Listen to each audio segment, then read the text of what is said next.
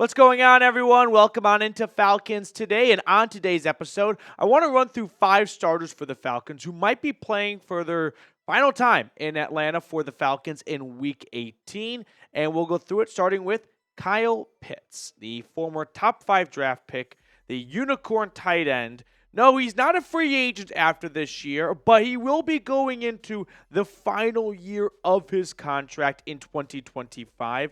It's a $10.8 million fully guaranteed 5th-year option. And as of late, there has not been a big role for Kyle Pitts on this offense. He came up with a huge touchdown on 4th and goal to put the game into overtime, but outside of that play, can anyone really think of a noteworthy or memorable moment from Kyle Pitts in the last 4, 5, 6 weeks of the season? I can't. In fact, it's because he's hardly on the field. Charlie Warner is outsnapping him at this pace right now. He's having a larger role as almost a receiving tight end, and he was signed to be a blocking tight end. Look at the last couple of games. Guy's not even on the field for over half of the snaps. 47, 45, 40. Week 14, he pops up a little bit to 78, and then Chargers game, down to 41%. So Kyle Pitts is not even really having a large role carved out for him on this offense. He unfortunately is just not turning things around from that promising rookie season with over 1,000 yards and NFL record for a rookie tight end at the point. And I'm struggling to come up with a reason to come bring him back for 2025. The guy's going to be expensive. $10.8 million on your books, fully guaranteed, right to the salary cap, for someone who's playing less than half of the snaps. That's an absorbent amount of money for someone who does not even play 50 or more snaps, or 50% or more of the snaps of the game. So with that, get ready and buckle up for Kyle Pitts trade rumors, because they are going to be coming in full swing the next few weeks and months of the offseason, because there are going to be plenty of other GMs out there that look at the former 4th overall pick in the unicorn tight end who has incredible receiving abilities and incredible athleticism for his size and go, I'm willing to take a shot at that guy. I'm willing to take a chance on him for a draft pick in exchange. And if I'm the Falcons, I'm all ears, because if you're not even going to play him half the game on the field, then what's the point of holding on to him? At least entertain some trade talks and see what you can get for him. I don't think it's a foregone conclusion that he is absolutely gone, but for nearly $11 million and 45% of snaps, you should be inquiring about what you can get for him in the draft for a draft pick back. So would you trade Kyle Pitts? Let me know really quickly in the comment section down below. For me, for the right pick, I'm in. Now, I do want to give a quick shout out to a couple of viewers who have sent in super thanks recently. So if you don't know what a super thanks is, it's kind of like a super chat. If you don't know what a super chat is, it's kind of like the YouTube version of a tip jar. So I really appreciate Immersion FD, Anthony, Joseph, Keith, and Earthquake for support of the channel. It's the icon right around here. It has a heart with a $sign in the middle. So if you want to get a shout out on a future episode of Falcons Today while supporting your favorite Falcons YouTube channel, super thanks definitely go a long way. So really appreciative of everyone who supports the channel in that way. Next player who could be suiting up for the last time as a Falcon. I don't like this one, but we need to acknowledge a possible reality, and that is center Drew Doman. It is not for the same reason as Kyle Pitts. It has nothing to do with his play. It is because the former 4th round pick out of Stanford is going to be a free agent when free agency opens up in March, and he might just be too expensive for the Falcons. Drew Doman is a fantastic center. He is without a doubt a top 10 center in football. And the center position, in my opinion, is a very undervalued position, but I think it's going to start getting some more traction and more attention. Last year, I remember Lloyd Cushenberry, the former Broncos center, 3rd-round pick out of LSU. He signed a record contract for his position with the Tennessee Titans, and I would not be surprised if Drew Doman tops that record-setting contract that Cushenberry got, because Doman is 10 times better than Lloyd Cushenberry. So this one really comes down to the money. I'm sure Atlanta would love to bring him back. You and I both want Drew Doman back. That is not up for debate here. That's not up for a conversation. But what we can discuss is, will Atlanta have the money to bring him back? They move on from Kirk Cousins, they're going to have a decent dead cap hit. They currently are projected to have $5.5 million in cap space, which is 28th in the NFL, according to Over the Cap. They are going to need to address things on the defense, whether it's pass rusher, a second corner. Mike Hughes is going to be a free agent, a safety. There are going to be needs that, and positions that have to be fulfilled, and maybe Drew Doman kind of gets lost in the shuffle.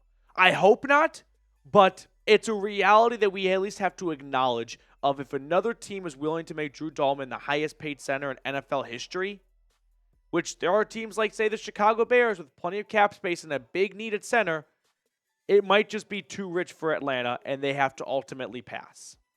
Before we look at the final three players, quick shout out to our sponsor today, which is Prize Picks. Prize Picks is the best place to get real money sports action.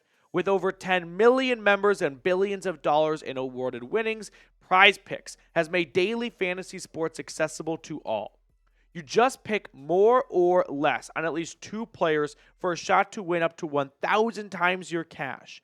Prize Picks now offers Venmo and MasterCard for quick and easy deposits and withdrawals into your account this season.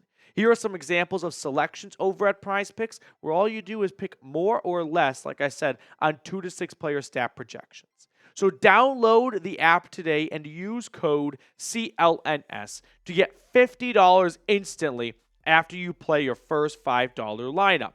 All of that information is in the comments and description of today's video.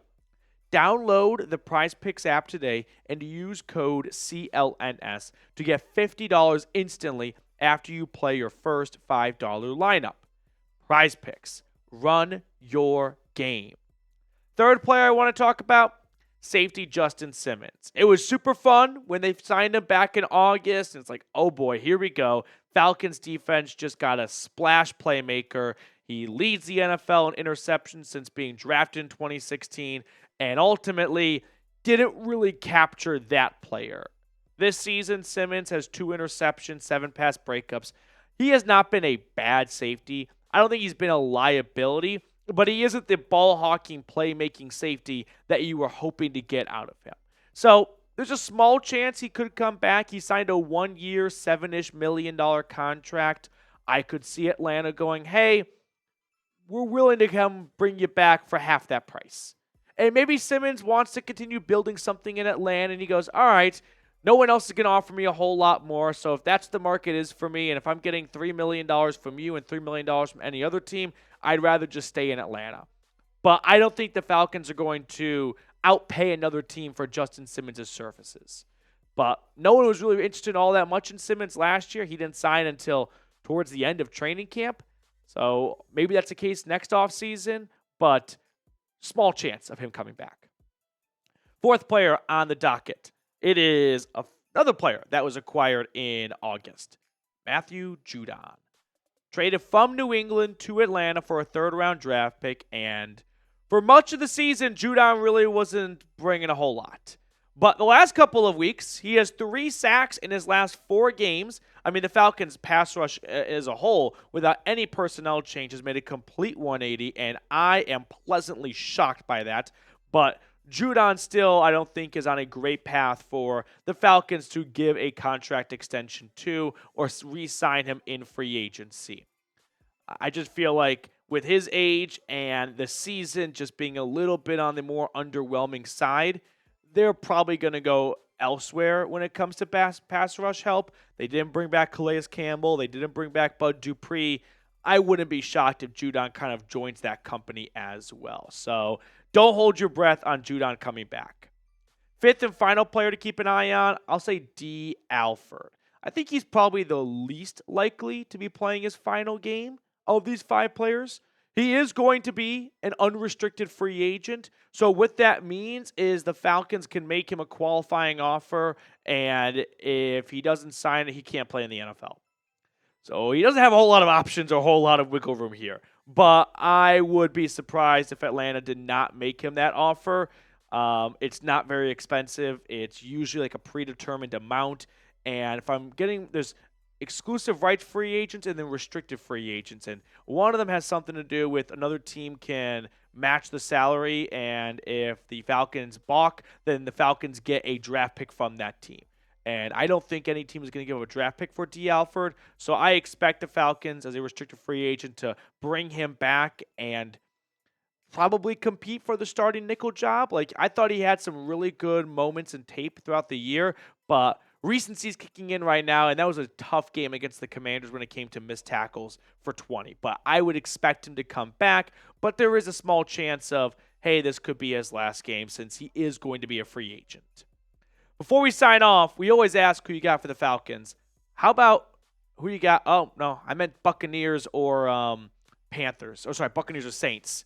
So who you got, Buccaneers or Saints or Falcons? I don't know. Just tell me who you got for Week 18. You got Atlanta over Carolina, or you got the Tampa Bay Buccaneers over the New Orleans Saints. Let me know in the comment section below. All right, Dirty Birds Club. Jose Santana, Ken Ballard, Trey 1222, Jason Landino, Reese Atkins, Archangel, Angry Liquid. I haven't seen Angry Liquid in a long time.